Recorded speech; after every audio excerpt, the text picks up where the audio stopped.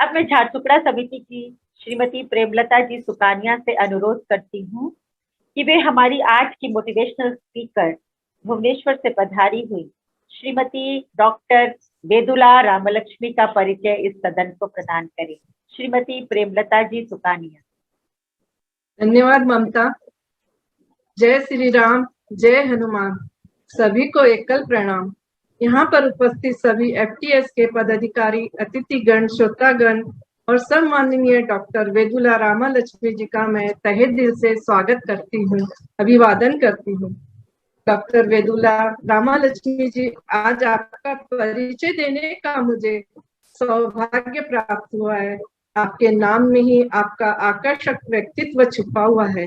वेदुला का अर्थ चांद, रामलक्ष्मी का मतलब सुंदर, आकर्षण और सौम्य और करामती। आपका स्वरूप ही आपके व्यक्तित्व से झलकता है। डॉक्टर वेदुला जी, इन दिनों आप भुवनेश्वर स्थित कमला नेहरू वुमेन्स कॉलेज में हिंदी रीडर है। 1992 में आंध्रा यूनिवर्सिटी से आपको स्वर्ण पदक से सम्मानित किया गया। हिंदी साहित्य में आपने डॉक्टरेट प्राप्त की है। ट्रेनिंग में आपको महारत हासिल है। सैनिक संस्थाओं के अलावा अन्य सामाजिक संस्थाओं में आपके कार्यक्रम होते रहते हैं। 2008 से उड़िया उपन्यास एवं कहानियों के अनुवाद कार्य में आप सक्रिय हैं। आपके राष्ट्रीय स्तर की पत्रिकाओं में शोध पत्र प्रकाशित है। आप कई उपलब्धियों से सुशोभित है। उनको इतने कम समय में शब्दों में पिरो पाना मेरे लिए मुश्किल है। 2008 से दूरदर्शन टीवी पे हिंदी दिवस के उपलक्ष्य पर आपको आमंत्रित किया जा रहा है।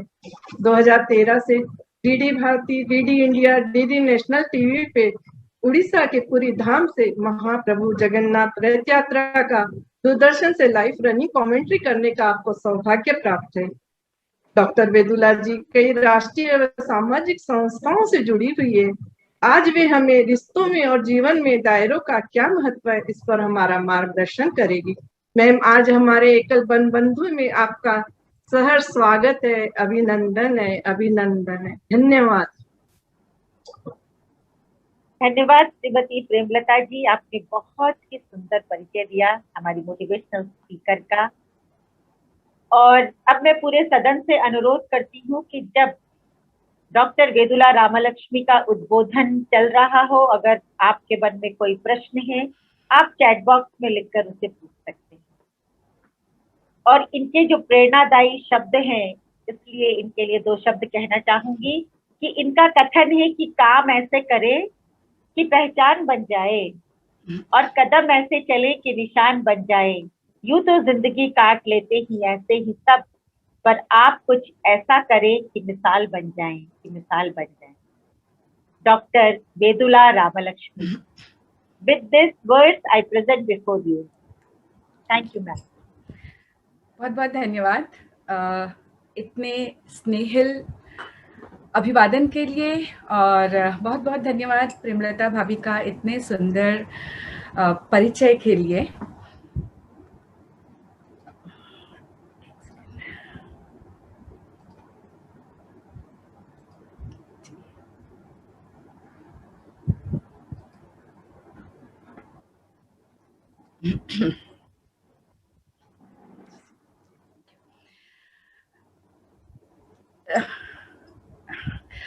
जब ये प्रस्ताव,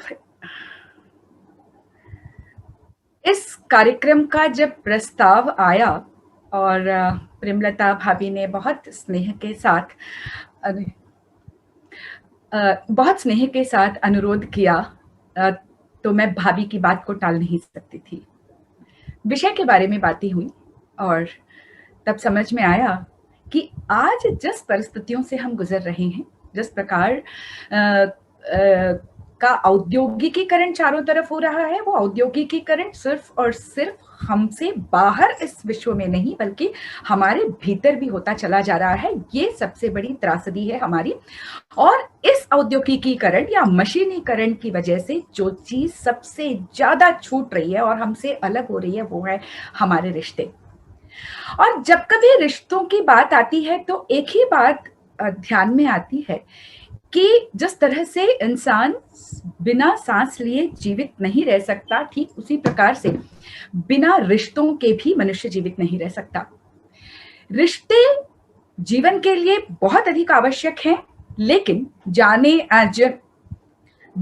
अनजाने इन रिश्तों को कई बार हम छोड़ देते हैं, या ये हमसे छूट जाते हैं, या ये हमसे अलग हो जाते हैं, विलग हो जाते हैं। समय के साथ नहीं तो इन पर धूल चढ़ जाती है, या नहीं तो फिर ये फीके पड़ जाते हैं, या कभी ऐसा भी होता है कि इनमें कसाव इतना बढ़ जाता है कि एक ही हल्के से झटके के साथ ये टूटकर बिखर भी जाते हैं। माना उस समय ये लगता है कि मुझे किसी की जरूरत नहीं, लेकिन हाँ, रिश्तों के बिना हम जी नहीं सकते, ये जीवन का बहुत बड़ा सत्य है। रिश्तों में मिठास कैसे आए, रिश्तों में वो सारे भाव कैसे आए जो जीवन को सुंदर बनाते हैं और जिनकी आवश्यकता हम सभी को है, उसके लिए आवश्यकता है अपने आप के चारों तरफ कुछ दायरों को बनाने की, कुछ दायरों को तोड़ने और छोड़ने की, कुछ दायरों को फैलाने की और कुछ दायरों को सिकोड़ने की, कुछ दायरों को मजबूत करने की और कुछ दायरों को फ्लेक्सिबल बनाकर उन्हें खुला छोड़ देने की, ताकि वो अपनी मर्जी से समय के अनुसार अपना स्वरूप ग्रहण कर सके और अपने आवश्यकता अनुसार आपको वो हमेशा जीवन के मुस्कुराहटों और खुशियों से भरे हुए उपहार देते रह सके। जब ये विषय मेरे दिमाग में चल रहा था, तब ये बात आ रही थी कि आखिर रिश्तों को दायरों में बांधना, हम तो अक्सर ये सुनते आए हैं कि जब तक हम रिश्तों को खुला आसमान नहीं देंगे तब तक रिश्ते पनपते नहीं हैं। जब तक हम रिश्तों के पौध को ताजी हवा नहीं देंगे या अपने आप बढ़ने का अवसर नहीं देंगे, तब तक रिश्तों के साथ रहना और उनको साथ रखना असंभव और कभी कभी बेमानी भी हो जाता है। फिर ये दायरे कहां से आ गए? बहुत सोचने पर समझ में आया कि दायरे आवश्यक तो बहुत आवश्यक है। क्योंकि रिश्ते हम सिर्फ अपने से बाहर लोगों के साथ नहीं निभाते, बल्कि सबसे बड़ा रिश्ता इंसान का तो अपने आप से होता है। विश्वास कीजिए, मेरे जीवन का ये अनुभव है जो कहता है, मुझसे भी अनुभवी लोग हैं यहाँ पर, विदुषियां हैं यहाँ पर, जिन्होंने अपने जीवन के सभी अनुभवों को निचोड़कर इस तरह से ग्रहण किया है कि उनका जीवन अपने आप में एक बहुत बड़ा एनसाइक्लोपीडिया बन चुका है। लेकिन मेरे अनुभव तो यही कहते हैं कि रिश्ता वो जो मैं अपने आप से निभाऊं वो सबसे सच्चा होता है। उसकी वजह ये है कि मेरे साथ मेरा रिश्ता अगर मैंने ईमानदारी से नहीं निभाया, सही तरीके से निर्वाह नहीं किया, तो मैं और किसी भी रिश्ते को ईमानदारी से नहीं निभा पाऊंगी, नहीं उसका निर्वाह कर पाऊंगी। वो कहती है ना कि खुशियां अगर बाहर से हमें मिलें तो वो बेमानी होती है, उनकी उम्र बहुत कम होती है। लेकिन वही खुशियां यदि मेरे भीतर से यदि बाहर निकल कर जाती हैं, यानी खुशियों की वजह मैं खुद होती हूं, तो वो खुशियां लंबे समय तक टिकती हैं और वो खुशियां उस दीपक के प्रकाश के समान होती हैं जो चारों तरफ फैल जाती हैं। दूसरों की खुशियों में खुशियां खोजकर हम कभी खुश नहीं रह पाएंगे, लेकिन हाँ, जब हम खुद खुश होंगे तो निश्चित रूप से हमारे साथ रहने वाले सभी लोग, सारे रिश्तों में खुशियां फैल जाती हैं, सारे रिश्तों में मिठास आ जाती है। और इसके लिए जरूरी होता है कुछ दायरों को समझना। क्षमा कीजिएगा, ये प्रेजेंटेशन जो है मतलब अंग्रेजी में मैंने मतलब बनाया है। मुझे ये लग रहा था कि थोड़ी अंग्रेजी और थोड़ी हिंदी लेकर मैं मतलब आप लोगों से बात करूंगी, लेकिन जिस तरह की हिंदी आप बोल रहे हैं, जिस स्तर की हिंदी आप बोल रहे हैं और जिस तरह से हिंदी साहित्य के मूर्धन्य कवियों की अजर अमर पंक्तियों को आप बोल रहे हैं, मुझे सच में बहुत अच्छा लग रहा है कि मैं आप सबके साथ में हूं। थोड़े बहुत शब्द हैं जो अंग्रेजी में है, लेकिन भाषा का यहाँ पे कोई मुद्दा ही नहीं है, भावनाएं बस पहुंचनी चाहिए। एक बात और, अपने प्रेजेंटेशन को शुरू करने के पहले मैं आप लोगों से बताना चाहूंगी, आप लोगों को बताना चाहूंगी कि मैं यहाँ पे कुछ भी पढ़ाने सिखाने नहीं आई हूं, बल्कि मैं तो अपनी भावनाओं को आपके साथ साझा करने आई हूं, शेयर करने के लिए आई हूं। उम्मीद है आपके पास भी ऐसे ही भावनाओं की बड़ी सी पोटली, बड़ी सी थाती है जो आप भी मुझसे शेयर करना चाहेंगे, सभी के साथ शेयर करना चाहेंगे। उन सभी को बचाकर रखिएगा प्रश्नों के रूप में, और सेशन के खत्म होने के बाद हम लोग निश्चित रूप से आपस में बातें करेंगे। तो जब दायरों की बात आई तो मुझे लगा कि इन दायरों को, जिसे सर्कल्स ऑफ लाइफ, जिसको कि मैं सर्कल कहूं, सर्कल्स ऑफ लाइफ, हालांकि बहुत सारे सेट्स ऑफ सर्कल्स, जब ये मॉड्यूल में तैयार कर रही थी तो बहुत सारे सेट्स ऑफ सर्कल्स मैंने बनाए थे, और जिसमें से समय के मर्यादा को ध्यान में रखते हुए मैंने सिर्फ और सिर्फ two sets of circles I have chosen. एक तो है सर्कल ऑफ मी, क्योंकि मैंने कहा कि मेरा रिश्ता मुझसे होना सबसे ज्यादा जरूरी है। जब तक मैं अपने आप के साथ रिश्ता कायम नहीं करती, बनाती नहीं और उसे निभा नहीं पाती, तो किसी और रिश्ते को निभाने की काबिलियत मुझ में बिल्कुल भी नहीं है। ये बात बिल्कुल सच है। तो इसीलिए सर्कल ऑफ मी की हम बात करेंगे, उसके बाद हम सर्कल ऑफ वी की बात करेंगे, जहां पे हम अपने साथ चारों ओर बनने, बिखरने और खड़े होने वाले सभी रिश्तों के बारे में बात करेंगे। उनमें जो मिठास है हम उनके बारे में बात करेंगे। जब भी मैं सर्कल ऑफ मी की बात करती हूं तो फिर वैसे तो हम महिलाएं पता नहीं कितने सारे अलग अलग दायरों में, अलग अलग सर्कल्स में अपने आप को बांट ही लेते हैं, कितने सारे। कहा जाता है कि जो भारतीय महिला होती है वो सबसे ज्यादा रिश्तों को जीती है। कहते हैं कि दो इंसानों के बीच में, मनोवैज्ञानिक कहते हैं दो इंसानों के बीच में कुल 64 प्रकार के रिश्ते हो सकते हैं, और एक महिला, विशेष करके भारत की महिला, ये 64 के 64 प्रकार के रिश्ते जीती है, उनका निर्वाह करती है, उनमें उन रिश्तों के साथ सांस लेती है और उन रिश्तों को अपना जीवन मानकर पूरा जीवन बिता देती है। ये हम भारतीय महिलाओं की विशेषता है। और इसके अलावा हमने अपने जीवन को रिश्तों के अलावा बहुत सारे अलग अलग खानों में बांट के रखा है। हम इनको दायरे कह सकते हैं, या मैं यूं कहूं कि वो सेक्टर्स हैं, अलग अलग खानों में हमने बांट के रखा है।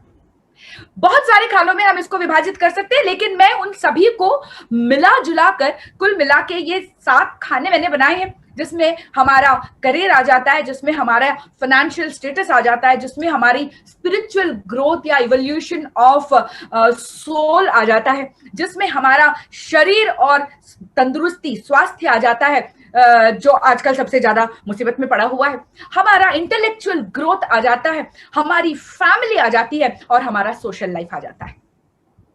और जब कभी हम अलग अलग इन खानों की बात करते हैं और इसमें अपने जीवन के अनुभवों को, अपने जीवन को डालने की कोशिश करते हैं, है ना, तो वो अलग अलग भागों में विभक्त ये जो सर्कल है, सर्कल ऑफ मी है, विश्वास कीजिए जितना सुंदर यहाँ पे दिख रहा है ना, इतना सुंदर तो वो कभी होता ही नहीं है। एक प्रश्न चैट बॉक्स में आप अपने आंसर्स टाइप कर सकती है कि क्या इस सर्कल को बैलेंस करना मुमकिन है, यस और नो। आप ये 2 शब्द, यस तो यस, नो तो नो, आप डाल सकते हैं। Okay, yes, very good, very positive people. I am very happy कि बहुत पॉजिटिव लोग हैं यहाँ पर, एंड मजा आ रहा है। इनमें से कई सारे नाम ऐसे हैं, कई सारे चेहरे ऐसे हैं जिनको मैं बहुत समय से और लंबे समय से पहचानती हूँ। Yes yes yes yes yes yes yes yes, I am so very happy that I am with such positive people. इतने सारे पॉजिटिव लोग हैं यहाँ पे, इतने सारे सकारात्मक लोग हैं कि सब कहते हैं कि यस, इसका बैलेंस किया जा सकता है, ठीक है, लेकिन मैं कहती हूं इसका बैलेंस संभव नहीं है। इसका बैलेंस संभव नहीं है। वो क्यों नहीं है? परफेक्ट बैलेंस संभव नहीं है। उसकी एक बहुत बड़ी वजह है, और वो ये है कि हमारी प्रायोरिटीज, हमारी प्राथमिकताएं हमेशा बदलती रहती हैं, हमेशा बदलती रहती हैं। आज इस आभासीय सत्र के दौरान, जहां पे आप सभी विदुषियां, सभी बहनें, भाभियां सब यहां पर जुड़ी हुई हैं, आई एम 100% श्योर कि इस समय ये आपकी प्रायोरिटी है, इसीलिए आप यहां पर हैं। लेकिन इस समय आपके लिए आपके घर में और भी कई सारे काम होंगे। मैं इसमें डॉक्टर्स भी देख रही हूं, और आज के पेंडेमिक के समय में अभी आपकी बहुत बड़ी जिम्मेदारी, आपको शायद कुछ पेशेंट्स की सेवा करनी है। किसी को अपने ज्ञान से, अपने मेडिसिन से, एक बार छूने भर से, एक बार अपने पॉजिटिव बातों से उनको राहत पहुंचानी है। लेकिन आई नो वेरी वेल कि आपने इस सत्र को अपनी प्राथमिकता बनाई है, अपनी प्रायोरिटी बनाई है। कई सारे पारिवारिक सदस्य होंगे जो वेट कर रहे होंगे कि एक कप चाय, हमारे यहाँ तो अच्छा खासा मौसम हो गया है, थोड़ी थोड़ी सी लग रही है कि बारिश हो जाएगी शाम तक। वैसे ये बादल पता नहीं 4 दिनों से हमें सिर्फ आस दिला रहे हैं और उड़ जाते हैं, लेकिन आज सुबह से बादल है तो लगता है बारिश होगी, तो गरम गरम पकौड़े और चाय। But then you should have, आपने बोल दिया होगा कि प्लीज आज मुझे डिस्टर्ब मत करो, अपनी व्यवस्था खुद कर लो, राइट? कई सारी माएं ऐसी होंगी जिनको अपने बच्चों के प्रोजेक्ट्स में उनकी हेल्प करनी होगी, और बच्चा ये बोल रहा होगा मम्मी प्लीज मुझे कल सबमिट करना है, और आप यही कह रहे होंगे बेटा 2 घंटे रुक जा, खत्म हो जाने दे, मैं तेरे साथ बैठ के तेरा प्रोजेक्ट करवा दूंगी। वहीं पर कुछ महिलाएं ऐसी होंगी जो कि वर्किंग है, जो अपना बिजनेस चलाती हैं, एंटरप्रेन्योर्स होंगे जिनकी जरूरत होगी काम की जगह पे, लेकिन आपने उन सभी को साइड करके ये कहा होगा कि नो, आज मेरी जरूरत है इस सेशन को अटेंड करने की, एकल वनबंधु परिवार के साथ जुड़ने की जरूरत है, और इसीलिए आज मेरी प्रायोरिटी है, थोड़ा सा रुक जाओ। और ये जो थोड़ा सा रोक के आपने रखा है ना, और जैसे ही आपने किसी चीज को रोक के रखा है और किसी एक सेक्टर में जो यहाँ पे बने हुए हैं ना खाने, किसी एक में आपने ज्यादा ध्यान दिया, तो फिर समझ लीजिए बैलेंस तो बिगड़ गया। मैं बिगड़ा नहीं कहूंगी, इम्बैलेंस हुआ कहूंगी, मैं बिगड़ा हुआ नहीं कहूंगी, क्योंकि हम महिलाओं के पास वो महारत हासिल है कि हम इसको फिर से बैलेंस, यानी तो फिर उसको यथातथ कर ही लेते हैं। तो let me tell you one thing कि ये इसको पूरी तरह से बैलेंस करना पॉसिबल नहीं है। क्यों? क्योंकि हमारी प्रायोरिटीज लगातार बदलती रहती है, लगातार उसमें परिवर्तन आता ही रहता है। और कभी कभी ऐसा भी होता है कि किसी एक क्षेत्र में ज्यादा ध्यान देने की वजह से उसका प्रेशर दूसरे सेक्टर्स पर भी पड़ता है। क्यों? क्योंकि 360 डिग्री का ही ये सर्कल होता है, इसके बाहर कोई भी हिस्सा जीवन का जा नहीं सकता। जो कुछ करना है इसी के भीतर करना है। तो जब समझ लीजिए ये एक सेक्टर है ना, और अगर ये बढ़ता है तो जैसे जैसे ये बढ़ेगा इसके नीचे के जो और सेक्टर्स है उनके ऊपर प्रेशर पड़ेगा, वो छोटे होंगे। और सबसे बड़ी जरूरत किस बात की है? सबसे बड़ी जरूरत इस बात की है कि जो प्रेशर पड़ रहा है सर्कल्स, उन सर्कल्स को हम मैनेज कैसे करेंगे, उनको फिर से बाउंस बैक कैसे करवाएंगे, उनको फिर से नॉर्मल कैसे कराएंगे। ये कोशिश होगी हमारी इस सर्कल को बैलेंस स्टेट की ओर ले जाने की। लेकिन इसको हम परफेक्टली बैलेंस नहीं कर सकते, क्योंकि हम ये निश्चित रूप से हम ऐसा नहीं कर सकते कि मैंने अपने जीवन के 7 हिस्से कर दिए हैं और इतना इतना हिस्सा सब में दे रही हूं। दिस इज नॉट पॉसिबल, क्योंकि मैं भी एक वर्किंग वुमेन हूं, विगत 28 वर्षों से काम कर रही हूं। मैं बहुत अच्छे से जानती हूं कि जब कभी मेरे को कॉलेज में ज्यादा काम पड़ता है, या एंड मैं एक मोटिवेशनल मतलब स्पीकर हूं और लाइफ कोच हूं, ट्रांसफॉर्मेशनल कोच हूं, और इन सभी के लिए मैं बहुत सारी ट्रैवलिंग करती हूं। अभी तो पैंडेमिक की वजह से आभासी सत्र से आप सबसे जुड़ने का अवसर मिल रहा है, वरना महीने में कम से कम 4 बार तो मैं शहर से बाहर जाती ही हूं। ऐसे समय में मेरा घर निश्चित रूप से मेरी अनुपस्थिति में सफर होता है। क्यों? क्योंकि इस घर को मेरी आदत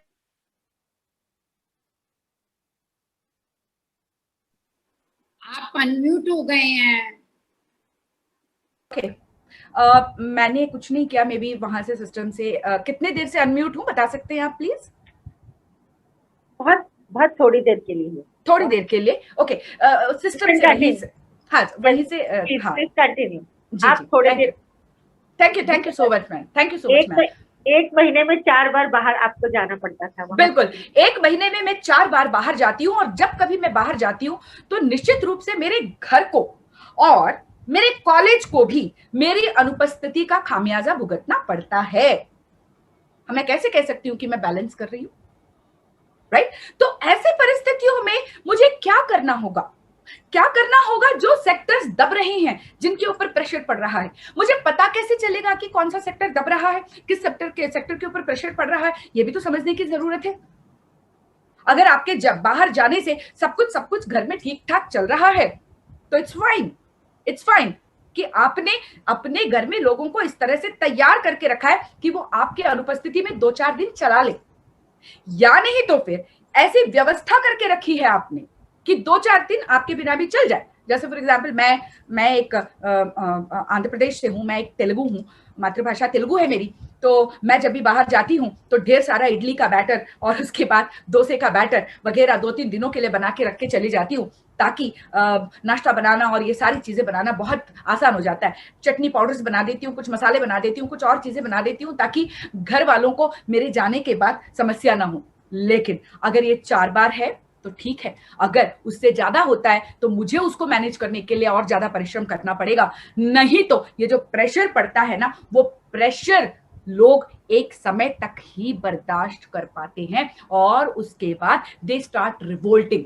वो विद्रोह सुनाई देने लगता है, वो अनकंफर्टेबल हो जाता है, वो विद्रोह सुनाई देने लगता है कहीं ना कहीं से। और वो कैसे सुनाई देता है? घर में जो सबसे पहली चीज जो हमें बताती है कि no, the system is not okay, it's getting imbalanced, या तो ये बिखर रहा है, ये बात हमें कैसे पता चलती है? ये बात हमें पता चलती है हमारे घर में परिवार और उनके रिश्तों से, क्योंकि छोटी छोटी मिसअंडरस्टैंडिंग, छोटी छोटी खटपट, छोटी मोटी तू मैं शुरू हो जाती है। तो समझ लीजिए कहीं ना कहीं इस मैं वाले चक्र में, जहां पे मैं अपने आप से रिश्ता निभा रही हूं, उसमें कहीं ना कहीं कोई ना कोई तो कमी आ रही है। कोई ना कोई ऐसा सेक्टर है जो कि परेशान हो रहा है, जो कि क्रश हो रहा है, और उसके क्रश होने की वजह से ये आवाजें उठ रही।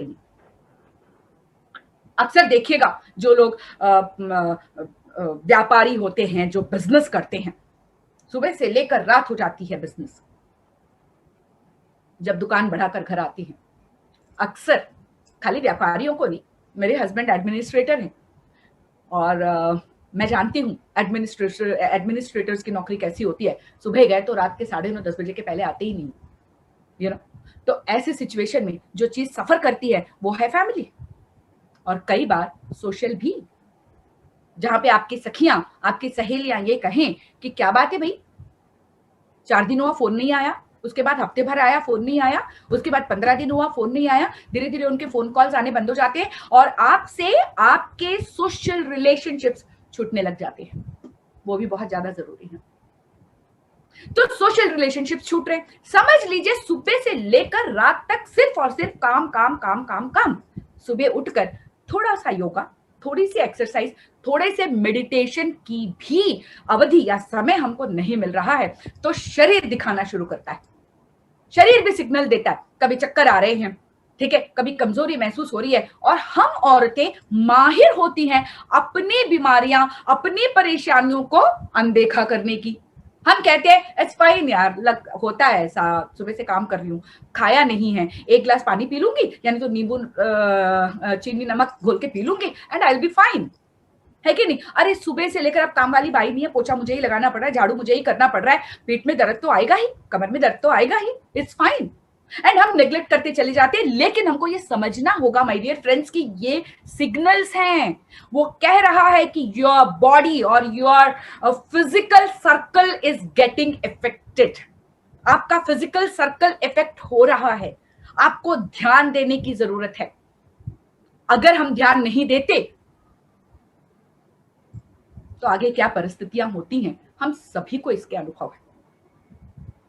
मन में शांति नहीं है, मन बेचैन होता है, एंग्जाइटी बढ़ रही है, लगातार मन जो है फ्रस्ट्रेटेड रह रहा है, हमने अपनी स्पिरिचुअल जर्नी शुरू भी नहीं की, और शुरू की है तो उसके ऊपर हम आगे बढ़ ही नहीं रहे हैं।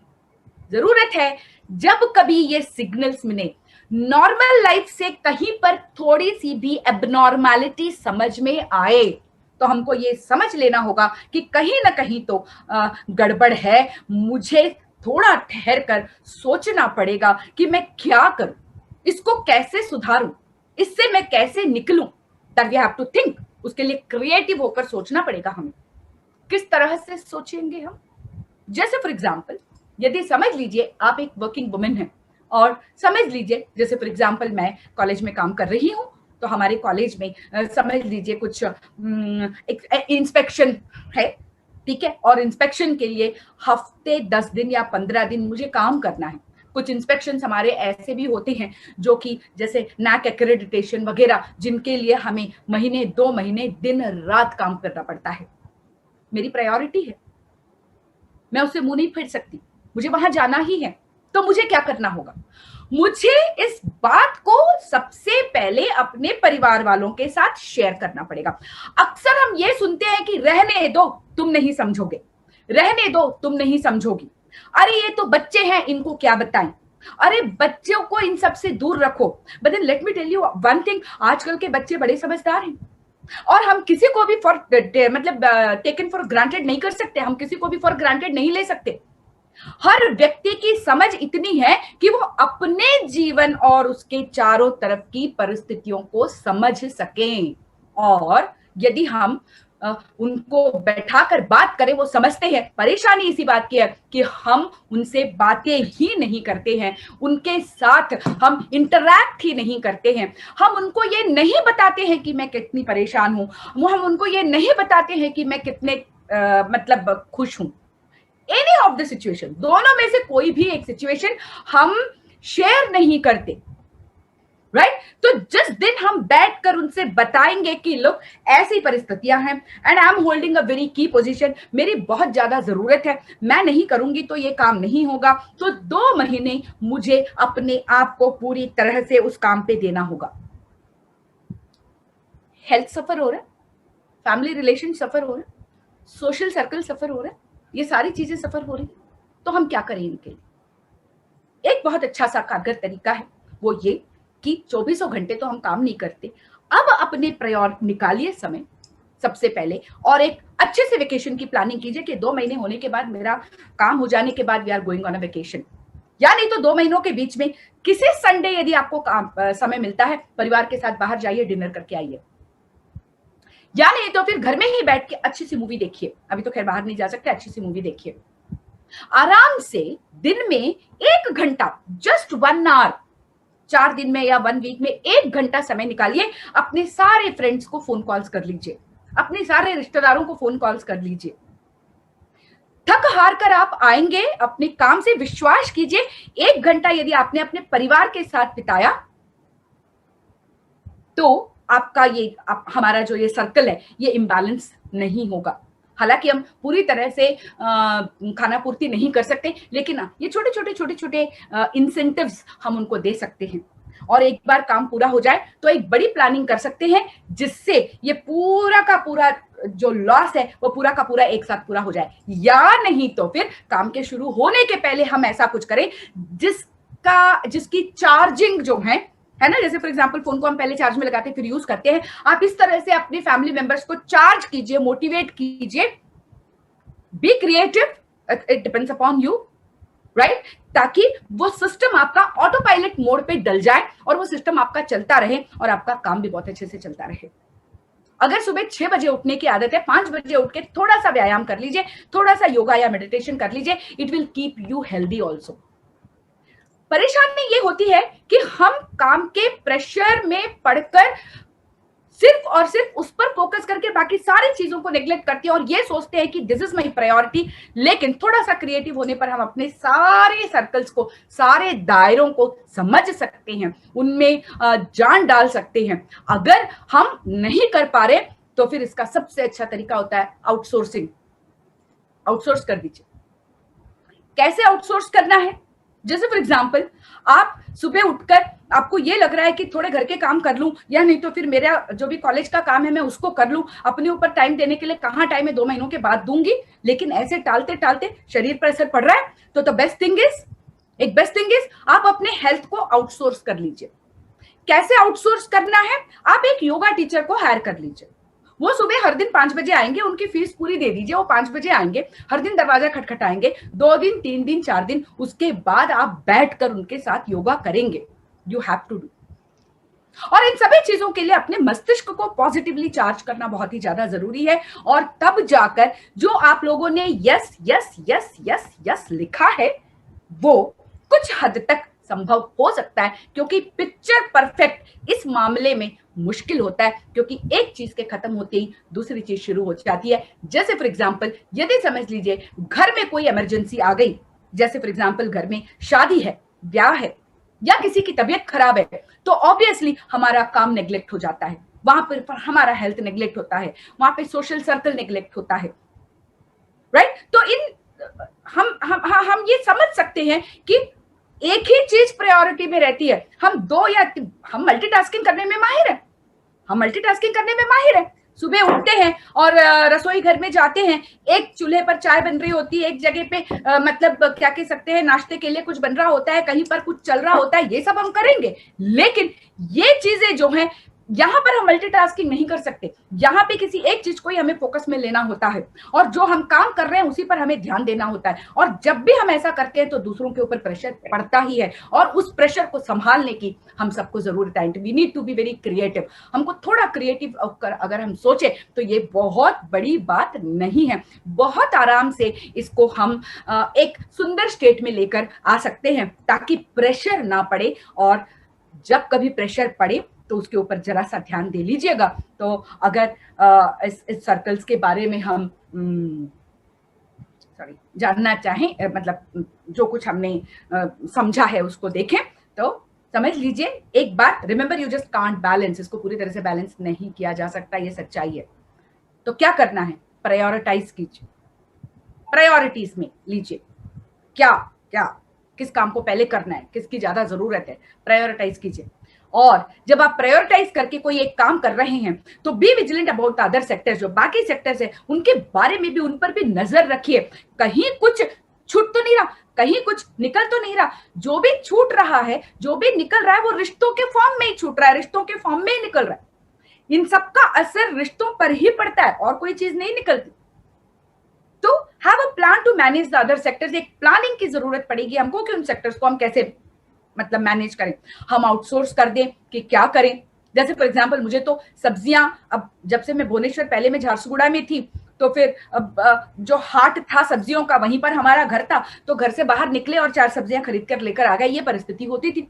अब भुवनेश्वर आने के बाद अब मुझे लगता है कि सब्जियां मैं ही खरीदूं तो अच्छा है। मेरे कॉलेज के पास होलसेल मार्केट है और मैं वहां से जाके सब्जियां लाती हूँ। लेकिन कभी कभी जब कॉलेज से देर हो जाती है और घर पहुंचते पहुंचते थक हार कर चूर हो जाती हूँ, तब ऐसी परिस्थिति में मुझे और ज्यादा इंपॉर्टेंट काम संभालने हैं, तो मैं उसको आउटसोर्स कर देती हूँ और बड़े प्यार से एक फोन कॉल अपने पति परमेश्वर को कर देती हूँ और कहती हूँ, प्लीज आते समय सब्जियां ले आओ, रास्ते में पड़ेंगी, क्योंकि वो कोणार्क में काम करती है और कोणार्क से आते आते ढेर सारे गांव हैं जहां पे लोग ताजी ताजी सब्जियां लेके बैठते हैं, आउटसोर्स। या नहीं तो फिर घर के काम हमसे नहीं हो रहे, आउटसोर्स। 2 प्राणी हम रहते हैं, लेकिन मेरे पास यहाँ आने के बाद काम इतना बढ़ गया है, मुझे लगा कि मुझे अब अपने कुछ जिम्मेदारियों को आउटसोर्स करना पड़ेगा। तो मैंने शाम को एक कुक लगा लिया, 2 लोगों के ही है लेकिन एक कुक लगा लिया।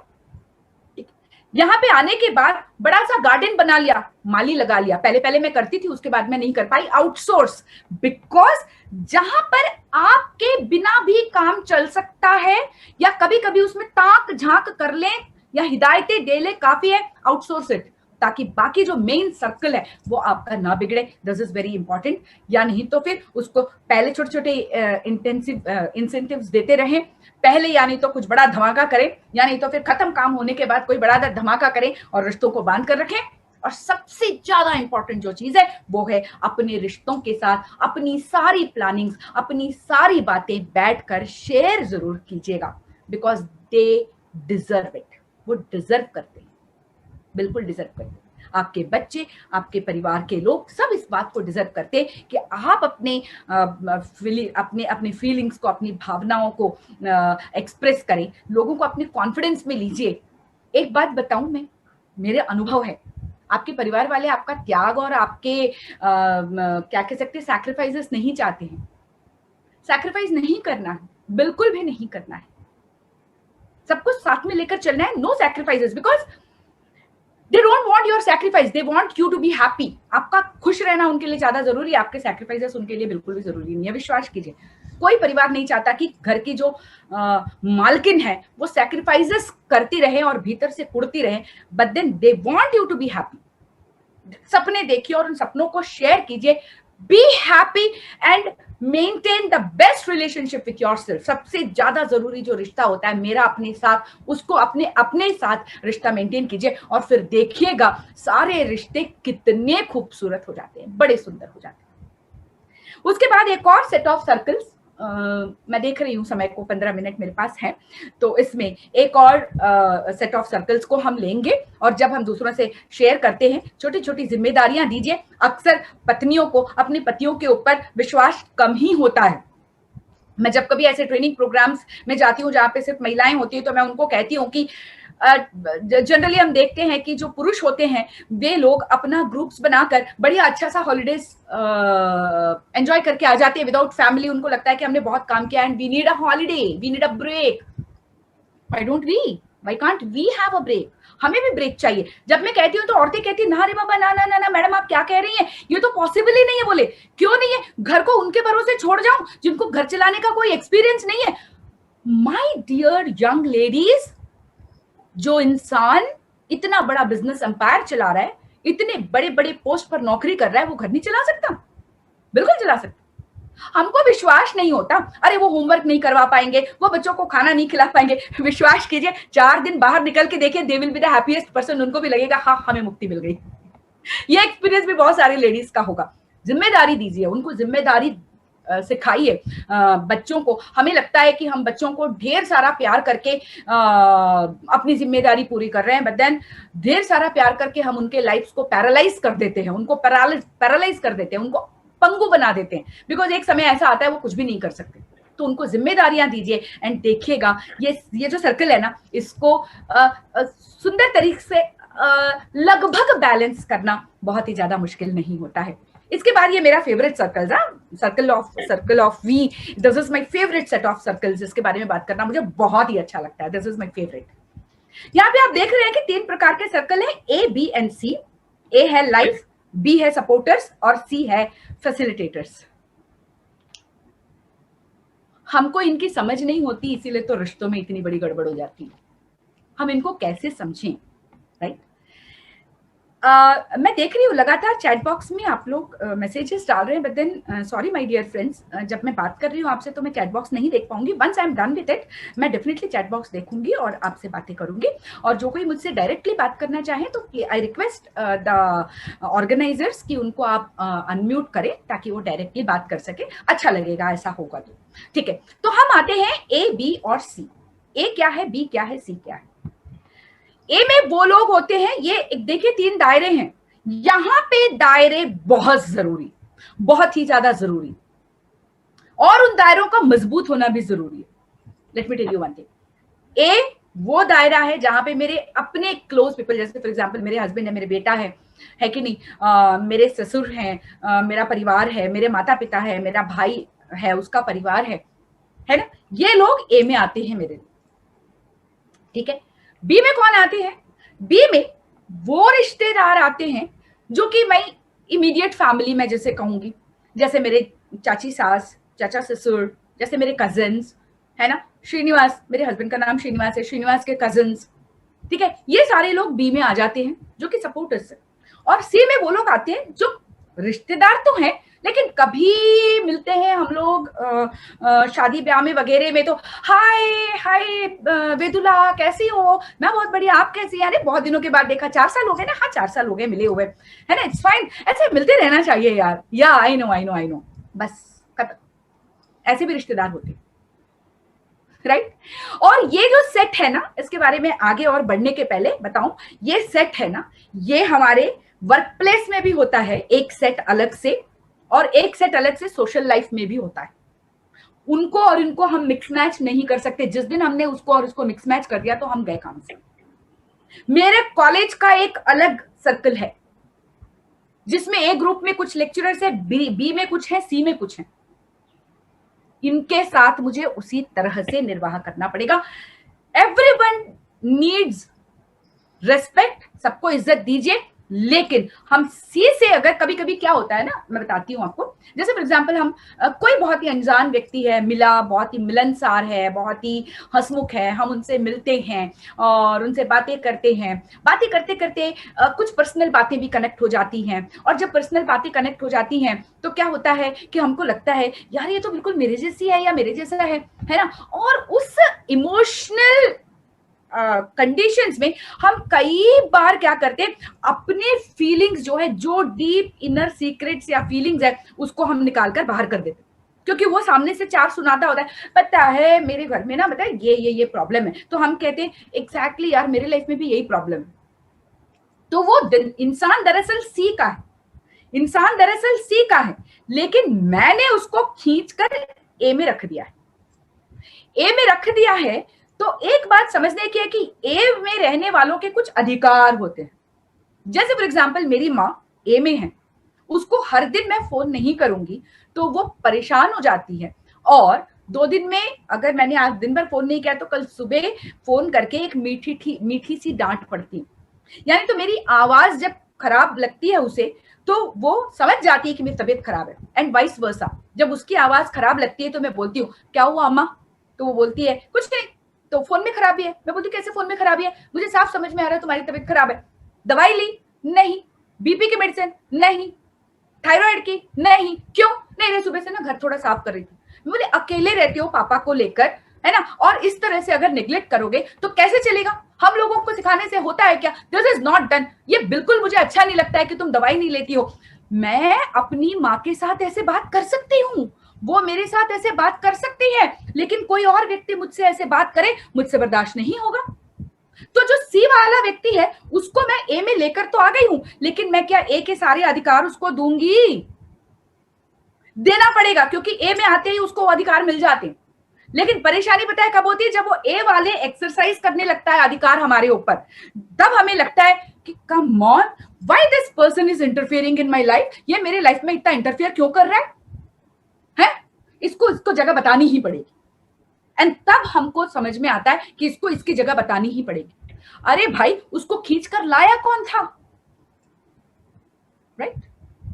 सो हम क्यों ऐसी जल्दबाजियां करते हैं कि किसी ने 2 मीठे बोल बोले, किसी ने कुछ मतलब मन के तार छेड़ दिए, वो भी कोइंसिडेंटली होता है, तो हमको सीधे लाकर ए में ले आते हैं, और उसके बाद रिश्ते बिगड़ जाते हैं। किसके रिश्ते बिगड़ते हैं? सी के साथ भी बिगड़ता है और ए के साथ भी बिगड़ता है, क्योंकि ए वालों को ये लगने लगता है इतना अच्छा परिवार साथ में है, हम क्या काफी नहीं है इसको समझने के लिए? किसी बाहर वाले की जरूरत पड़ गई?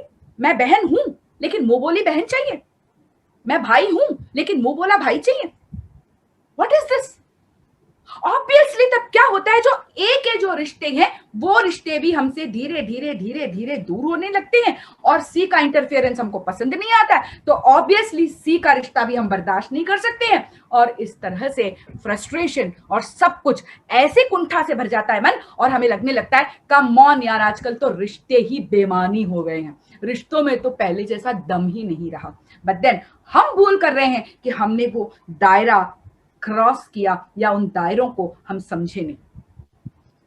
इसका मतलब ये नहीं कि किसी के साथ हम ठीक से बिहेव नहीं करेंगे। हाँ, जैसे फॉर एग्जांपल मैं एक बात बताऊं, मेरे कॉलेज में जो है एक पियोन है, ठीक है, जो प्रिंसिपल ऑफिस का पियोन है, ठीक है, वो तेलुगु बंदा है। तो अब जब आंध्र प्रदेश से मैं बाहर हूं तो कोई तेलुगु बोलने वाला मिलता है ना, तो मुझे बड़ा अच्छा लगता है, तो 4 शब्द तेलुगु में बात कर लूं तो जी भर जाता है। तो मैं उससे तेलुगु में, उसका नाम बाबुली है, और बाबुली कहकर मैं तेलुगु में बात कर लेती हूँ, ठीक है। कितना बात करती हूँ? क्यों बाबुली कैसा है? हर दिन नहीं, कभी कभार जब वो फुर्सत में, जब मेरी नजर उस पर पड़ी, हाय बाबुली कैसा है तू? अच्छा ठीक है। और तेरे बच्चे ठीक है? पढ़ाई वगैरह ठीक चल रही है? हाँ ठीक चल रही। That's it. या किसी दिन बाबूली को आपने बोला, बाबूली आज मैं ना खाना लाना भूल गई, तो एक काम कर बाबू, ये पैसे ले और पास में जो फ्रूट स्टॉल है वहां से आधा दर्जन केले ले आ, मुझे भूख लग रही है। वो लेकर आता है, आपने चेंज दे दिया, यानी तो 2 केले दे दिए, दैट्स इनफ। उसको आप केले खाने के लिए अपने साथ बिठाने की जरूरत नहीं है, आप नहीं कर सकती ऐसा। The moment you will do it, वो सी वाला आदमी आपके सर चढ़ जाएगा, और कब वो आपके लाइफ में इंटरफेयर करने लगेगा आपको समझ में भी नहीं आएगा, और तब रिश्तों को लेकर जो कोफ्त होती है, जो फ्रस्ट्रेशन होता है, उसको हम संभाल नहीं पाते।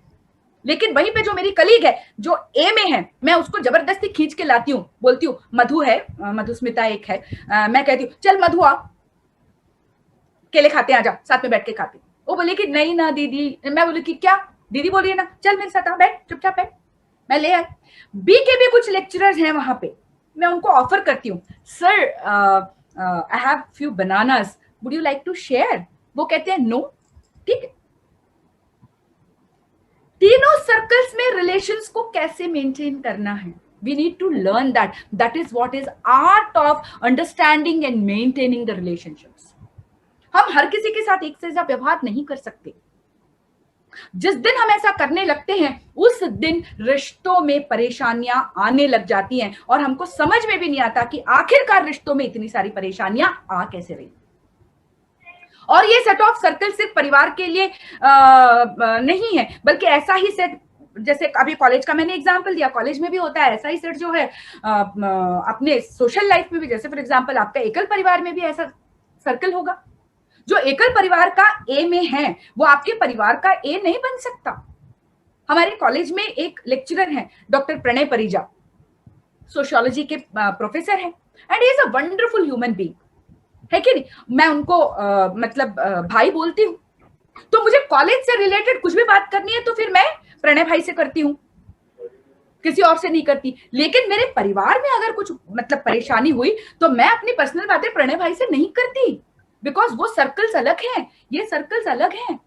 And at the same time college में कोई बहुत बड़ी परेशानी चल रही है, हाउ टू हैंडल इट, क्या करना है ना, तो वो मैं अपने हस्बैंड से शेयर जरूर करती हूँ, लेकिन मैं उम्मीद नहीं कर सकती कि वो मेरी समस्या का हल निकाल के देंगे, क्योंकि वो मेरे परिवार का ए है, मेरे कॉलेज का ए नहीं है। उसी तरह से सोशल लाइफ का भी अलग सर्कल होता है। जैसे फॉर एग्जांपल आप एकल परिवार के लोग हैं तो ऑब्वियसली ए सर्कल में कुछ लोग होंगे जिनके साथ आप सारी बातें शेयर कर सकते हैं। बी के साथ बी वो लोग होते हैं जो आपको सपोर्ट करते हैं, अरे भाभी very good, we are with you, कोई काम हो तो बताइएगा, हम बिल्कुल आपके साथ हैं। सी में वो लोग होते हैं जो दूर बैठ के तालियां बजाएंगे, मुस्कुराएंगे, आपकी सफलता में खुश होंगे। लेकिन सी कभी ए नहीं बन सकता। यदि ऐसा हुआ कि ऐसा कोई व्यक्ति है जो सी में है लेकिन अद्भुत व्यक्तित्व है, बहुत ही सुंदर व्यक्तित्व का धनी है और वो हर बात को समझता है, and he is a very intelligent and empathetic person, ठीक है, आप ए में लाइए जरूर, मनाही नहीं है। कई सारे रिश्ते, हम अक्सर कहते हैं कि खून के रिश्तों से बढ़कर रिश्ते होते हैं जीवन में। आई एग्री, मेरे जीवन में भी ऐसे रिश्ते हैं जो खून के रिश्तों से बढ़कर है। But then we need to understand कि सी को ए में तुरंत नहीं लाना, समय लीजिए, आराम से, गिव टाइम, और तभी जाकर ये दायरे जो हम बनाते हैं इनसे ही रिश्तों में मिठास आती है। द मोमेंट ये दायरे बिगड़े, रिश्तों की मिठास कहीं गायब हो जाती है। तो इन दायरों का होना बहुत जरूरी है। दायरों से अलग हटके हम रिश्तों के बारे में नहीं सोच सकते। We need to have certain boundaries around us. हाँ, ए वाला जो हिस्सा है बड़ा कर सकते हैं, इट्स गुड, आपका व्यक्तित्व इतना अच्छा है कि आप ए वाला सर्कल को बड़ा कीजिए ना, बहुत सारे लोगों को ए में रखिए। बट देन याद रखिए, ए में जितने लोगों को रखेंगे उन सभी को आपको अधिकार दे देंगी कि वो आपके जीवन पर अपना अधिकार समझने लगेंगे। आप तैयार हैं इस बात के लिए? अक्सर हम तैयार नहीं होते। हम चाहते हैं कि लोग हमारे साथ रहें, लेकिन वो अधिकार हम नहीं देते लोगों को। बहुत मुश्किल होता है साहब, बहुत मुश्किल होता है जब ये कोई ये कह दे कि कमान, मैं 2 दिन से कह रही थी, तू तो मेरी बात ही नहीं सुनती है। ये टोन ना हम हर किसी का बर्दाश्त नहीं कर सकते। क्या है, तबीयत खराब है, सुनती नहीं है, ये टोन हम हर किसी का बर्दाश्त नहीं कर सकते। किया थोड़े समय के लिए कर सकते हैं, ये जीवन की सच्चाई है, बहुत लंबे समय तक नहीं। तो फिर बड़े प्यार से, जहां पर है, बी में है बी का सम्मान, सी में है सी का सम्मान, ए में है ए का प्यार, सम्मान और अधिकार, ये जब हम समझ जाएंगे, रिश्ते आपस में उलझेंगे नहीं। तो सुलझाने की जरूरत ही नहीं पड़ेगी। तो इन सर्कल्स की अगर हम बात करें तो you have different set of circles in different areas of life. अलग अलग एरिया के लिए अलग अलग सेट्स होते हैं। अक्सर हम ये भूल जाते हैं और इन सेट्स को भी आपस में मिला लेते हैं। सोशल वाला परिवार के साथ मिला देते हैं, परिवार वाला जो है करियर के साथ मिला देते हैं, सब कुछ आपस में ऐसे गड्ढमड्ढ हो जाता है। और जिससे एक समय ऐसा आता है कि हमको लगने लगता है कि यार कोई भी नहीं है यार, इतने ईमानदारी से मैंने सबके साथ निर्वाह किया है, लेकिन मेरे साथ जब जरूरत होती कोई क्यों नहीं खड़ा होता है। लेकिन हम समझते नहीं हैं कि जिसके साथ जैसे जब खड़ा होना है उसके साथ वैसे तभी हम खड़े हो सकते हैं। वी नीड टू अंडरस्टैंड, और we need to understand one more thing, आपका ए है तो सामने वाले का भी ए है। हम जबरदस्ती घुसपैठ नहीं कर सकते, वो अलाउ करेगा तभी हम जा पाएंगे। उसी तरह से जब तक हम अलाउ नहीं करेंगे किसी और को ए में आने की इजाजत नहीं होनी चाहिए। क्यों? अगर हमने दे भी दिया तो उनको सहृदयता से स्वीकार कर सके, उनको हम अपने सर आंखों पर बिठा सके। ऐसी मानसिकता जिस दिन हो जाएगी तब हम जरूर उनको भीतर आने दे सकते हैं। Next, understand they are different. ये अलग अलग रिश्ते हैं और उनके साथ उसी तरह से निर्वाह करना है। आपने किसको ए में रखा है, जरूरी नहीं है कि हमेशा ए में जो है वही लोग रहेंगे जो मेरे लिए हैं। No need to feel any guilt. अगर मेरे को मेरे ए में समझ लीजिए क्या कहूं, मेरे भाई और भाभी नहीं है तो गिल्ट की जरूरत नहीं है, कोई और हो सकता है, लेकिन एक ही जरूरतों को पूरा करते हुए उनका वहां पे होना जरूरी है। Like understand their need. हर किसी की अपनी जरूरत है और उस जरूरत के हिसाब से हमको उन रिश्तों के साथ निर्वाह करना पड़ेगा। और हमें एक क्लैरिटी, एक स्पष्ट मनोभाव की जरूरत है और उस स्पष्टता के साथ ही हम समझ पाएंगे। Then take time during transaction. एक सर्कल से दूसरे सर्कल में जब लेके आ रहे हैं तब थोड़ा सा समय लीजिए, जल्दबाजी मत कीजिए, दायरों को समझिए, उनका सम्मान कीजिए, लोगों का सम्मान कीजिए। क्योंकि जल्दबाजी में किसी को लाकर आपने बैठा दिया ए में, है ना, उसके बाद रिश्ता निभ नहीं पाया तो वो सबसे बड़ी बेईमानी होगी उस रिश्ते के साथ, वो सबसे बड़ी बेइज्जती होगी उस रिश्ते के साथ। हम ये नहीं कर सकते। हर व्यक्ति अपने आप में उस ईश्वर की सत्ता का एक अंश है। Everyone deserves respect, everyone deserves love and respect. हाँ, हम लोगों को आपस में एक दूसरे के साथ किसी भी वजह से जेलसी है, मनमुटाव है, whatever it is, लेकिन हमें ये भूलना नहीं चाहिए कि वो उस ईश्वर की ही सत्ता है। तो उनको उनका सम्मान मिलना चाहिए, चाहे रिश्ते ए में हो, बी में हो या सी में हो, right? Don't mix and mess. हम उसको मिक्स करके मेस नहीं कर सकते, मिलाकर सब चीजों को गटमट करके मेस नहीं कर सकते। So everyone grows eight their own place. देखिए, अब कुछ पौधे ऐसे होते हैं जो छांव में बढ़ते हैं, कुछ पौधे ऐसे होते हैं जो खरी धूप में बढ़ते हैं, कुछ पौधे ऐसे होते हैं जिनको पानी की जरूरत है, कुछ पौधे ऐसे होते हैं जो जमीन पर बढ़ते हैं। उनकी जरूरतों का ध्यान रखना जरूरी है। जब तक हम अपने रिश्तों की जरूरतों का ध्यान नहीं रखेंगे तब तक रिश्तों में मिठास नहीं आ सकती। अब आप कहेंगे कि कम ऑन मैडम, अब क्या हमें इतना परिश्रम करना पड़ेगा, इतना मेंटल स्ट्रेस लेना पड़ेगा कि कौन सा रिश्ता कैसे निभाएं? सो माय डियर फ्रेंड्स, जिसके बिना हम जी नहीं सकते उसके लिए इतना टाइम देना तो बनता है, उसके बारे में इतना सोचना तो बनता ही है। तो remember one thing, where your time goes there your future comes. जहां आप अपना समय देंगे वहां से आपका भविष्य आता है। And on which you invest your time growth. जिसके ऊपर आप अपना समय देंगे वही ग्रो करेगा, वही बढ़ेगा। और अगर वो रिश्ते हैं तो समय तो देना पड़ेगा, समझदारी देनी पड़ेगी, प्यार देना पड़ेगा, और तभी जाकर रिश्ते जो हैं बनेंगे और बढ़ेंगे, सहारा बनेंगे और हमारे लिए जीवन की ठाती बन जाएंगे। Thank you so very much. And now I hand over the floor to the organizers. आप क्वेश्चन आंसर जिस किसी तरीके से भी लेना चाहें तो प्लीज आप मुझे बताएं कि वो तरीका क्या होगा। क्योंकि चैट बॉक्स में अभी 100 मैसेजेस हैं तो फिर ऑब्वियसली मैं 100 मैसेजेस नहीं पढ़ पाऊंगी। तो स्वाभाविक सी बात है, मैं आप लोगों से रिक्वेस्ट करूंगी कि यदि कोई, जैसे फॉर एग्जांपल यहाँ पे एक निर्मला जी हैं और साधना खंडेलवाल शायद या कुछ जो हाथ उठा रहे हैं, तो आप देखिए, आप अपने तरीके से जोड़ सकती हैं, हम बातें कर सकते हैं। Thank you. वाह वाह मैम, एक्सीलेंट, वंडरफुल सेशन।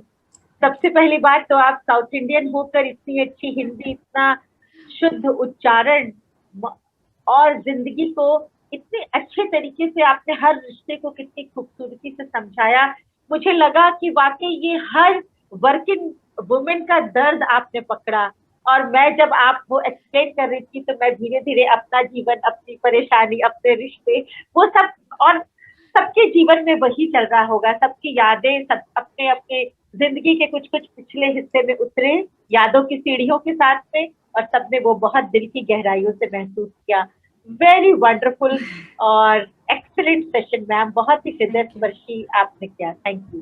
और अब मैं, थैंक यू मैम, और अब मैं जमशेदपुर की महेश्वरी दुबे जी से अनुरोध करती हूँ कि वे आगे का मैम, ममता जी, कई सारे लोगों ने मुझसे मेरा कांटेक्ट नंबर मांगा है, सो फिर आई रिक्वेस्ट कि मेरा कांटेक्ट नंबर है आपके ऑर्गेनाइजर्स के पास, तो फिर आप उनसे ले सकते हैं। Ma'am, you can provide my contact number, not an issue. Thank you ma'am, okay, जरूर हम दे देंगे। Maheshwari ji, over to you Maheshwari ji, please carry on. Thank you Mamta ji. आप सभी को जय श्री राम, जय हनुमान। मैम, हम सब तो मंत्रमुग्ध होकर आपको देखते रह गए। जितनी खूबसूरत आप हैं, उतनी ही खूबसूरती और सरलता से आपने हर चीजों को समझाया है, और पूरे चैट बॉक्स में भरा पड़ा है वंडरफुल, खूबसूरत। आज तक हम लोगों ने इतनी आसानी से चीजों को समझाने वाला व्यक्तित्व नहीं देखा। हमारे पास बहुत सारे सवाल आए हैं, चूंकि आपने हर विषय पर बहुत खूबसूरती से बताया है। मैं कुछ सवाल आपके सामने रखती हूँ। एक व्यक्ति है, वो लिखते हैं कि वो 42 इयर्स के हैं, कोविड पीरियड में उनकी नौकरी चली गई है, और जब वो डाउन फील करते हैं तो यूट्यूब में मोटिवेशनल स्पीकर को सुनते हैं।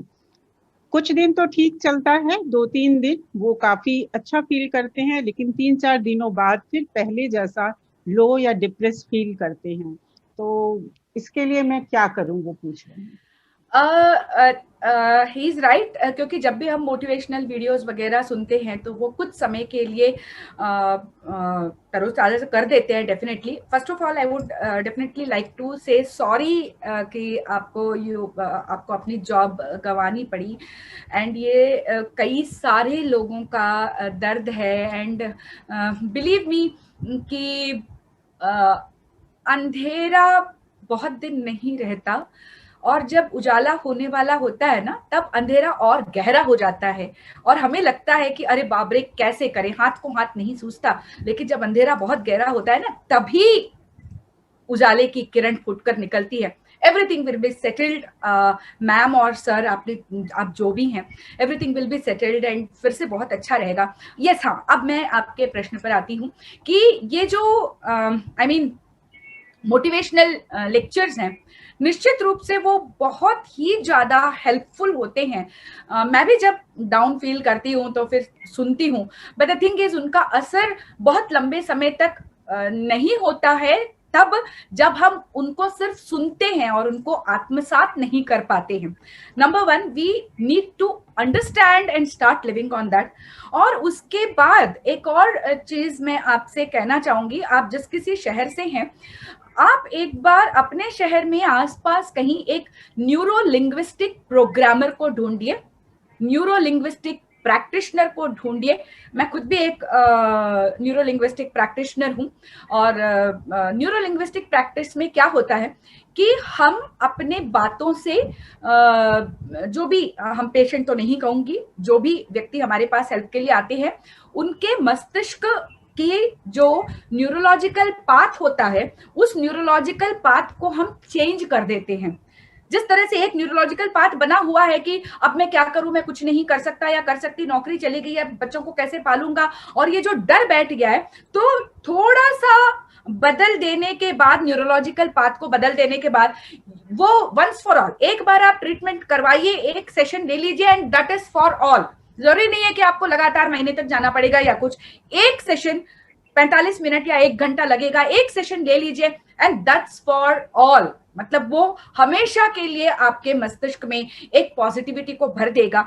आप देखिएगा आसपास कहीं पर NLP practitioners, neuro linguistic program practitioner होंगे तो बहुत अच्छा। अब रही मोटिवेशनल लेक्चर्स की बात, let me tell you one thing. अभी आपका जो स्लोगन है, दैट्स सो ब्यूटीफुल, आपके फ्लायर में सबसे ऊपर रखा है, मन के हारे हार है, मन के जीते जीत। The moment you will say कि मैं हार गया, विश्वास कीजिए आप हार गए। द मोमेंट यू से कि मैं जीत गया, विश्वास कीजिए आप जीत गए। सारी दुनिया आप पर विश्वास करे और आपका आपके ऊपर भरोसा नहीं है तो no one on this earth can help, यहां तक कि भगवान भी आपकी सहायता नहीं कर सकता। लेकिन सारी दुनिया आपके विरुद्ध हो जाए लेकिन आपका आपके ऊपर भरोसा बना हुआ है तो विश्वास कीजिए कि जितनी भी कठिन परिस्थितियां हो आप एक सफल व्यक्तित्व के रूप में उभर कर आएंगे। It all depends here. अपने मन के ऊपर विश्वास कीजिए, वीडियोस को जस्ट सुनिए मत, उनको ग्रहण कीजिए and believe me this will help you a lot. विश्वास कीजिए आप जो भी सोचेंगे वो बहुत सही होगा, तो आप पॉजिटिव सोचिए and it will help you, it will definitely help you. बहुत सुंदर। मैं नेक्स्ट क्वेश्चन लेती हूँ।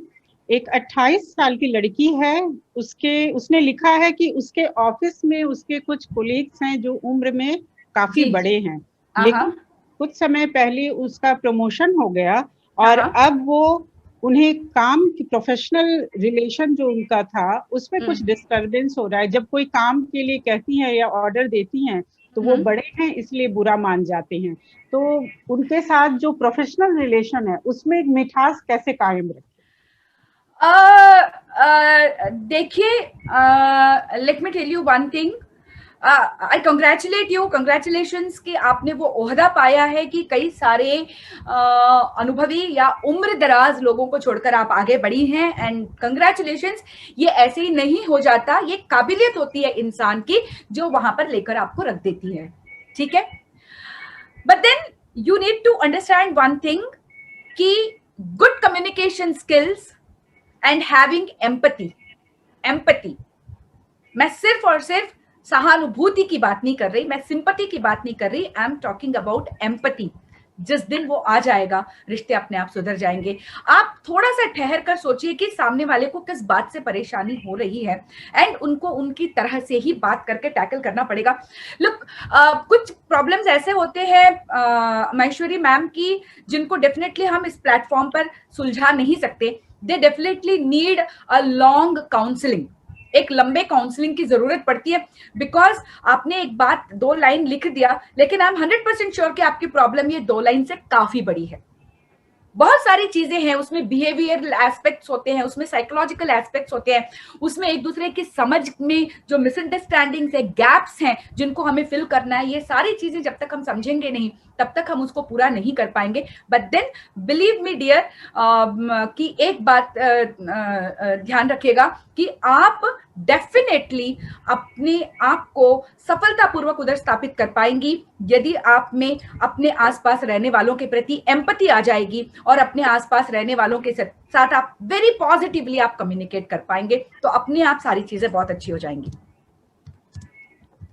Thank you ma'am. एक और क्वेश्चन है कि अगर समाज की रीति रिवाज हमारी भावनाओं को चोटिल करता है और उस रीति रिवाज को हमारे अपने ही मानते हैं तो ऐसे रिवाजों को क्या मान्यता देना ठीक है या उसे छोड़ देना चाहिए? देखिए, रीति रिवाज कभी भी किसी भी स्क्रिप्चर्स में, वेदों में, पुराणों में नहीं लिखे हुए हैं। इनका कोई रिटन प्रूफ हमारे पास नहीं है। ये मौखिक परंपराएं हैं, परिवार मतलब व्यक्ति से पीढ़ी दर पीढ़ी चली आती हैं, राइट? और ये हमेशा बदलती रहती है, ये भी हमको जानना जरूरी है, राइट? क्योंकि इसको इंसान ने बनाया है, ईश्वर ने नहीं बनाया, इंसान ने बनाया। उन्होंने तो इंसान को बना के छोड़ दिया, बोले कि तुम जियो जैसे जीना, या हमने अपने चारों तरफ बनाए हैं नियम वगैरह बनाए हैं। और कई बार ये चीजें हमारे पैरों में बेड़ियों की तरह पड़ जाती हैं। Let me tell you one thing, पता नहीं मेरी बात से कितने लोग सहमत होंगे, लेकिन जो चीजें इंसान को खुश नहीं रख सकती, जो चीजें बेड़ियां बन जाती हैं, जो चीजें इंसान के चेहरे पर मुस्कुराहट नहीं ला सकती, they need to end. They need to end. इसका मतलब यह है कि वो अपनी प्रासंगिकता खो चुके हैं, वो अपनी प्रासंगिकता खो चुके हैं। और जो चीजें प्रासंगिक नहीं है, राइट, उनको छोड़ देना सही होता है। Let me tell you one thing, एक एग्जांपल अगर मैं अलाउ करे तो मैं 2 मिनट लेना चाहूंगी। हाँ, श्योर। हाँ, हमारे तेलुगु कम्युनिटी में बच्चे को झूले में डालने की एक रस्म होती है।